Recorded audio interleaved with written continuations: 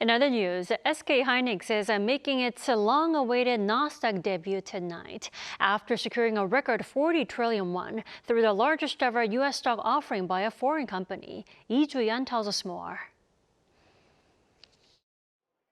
South Korean chipmaker SKhai닉스 is set to raise about $26.5 billion through its U.S. listing in what is expected to become the world's second largest share sale after SpaceX record-breaking IPO last month. SKhai닉스 said Friday that it has finalized the pricing of its American Depository Receipts at $149 each ahead of its Nasdaq debut on Friday under the ticker symbol SKHY. The company is capitalizing on booming demand for artificial intelligence infrastructure as it remains the world's leading supplier of high-bandwidth memory, or HBM chips. These advanced memory chips are a key component in AI processors used for training and running cutting-edge artificial intelligence models.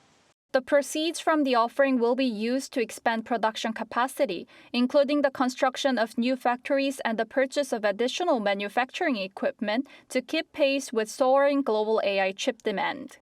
Investor interest has been exceptionally strong.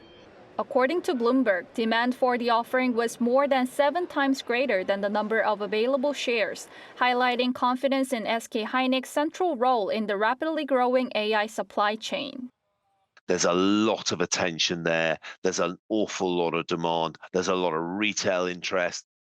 Meanwhile, the United States is continuing to push for greater semiconductor investment from South Korean companies. U.S. Commerce Secretary Howard Lutnick said he wants Samsung Electronics and SKhainik's to build more chip plants in the United States, revealing that discussions are already underway.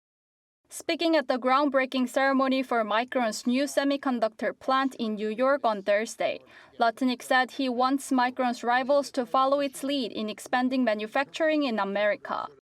Micron recently announced plans to invest more than $250 billion in U.S. semiconductor manufacturing and technology by 2035. Lutnick acknowledged that Micron's chief executive may not welcome more competition, but stressed that attracting Samsung Electronics and SKhainics is essential to further strengthening the U.S. semiconductor supply chain.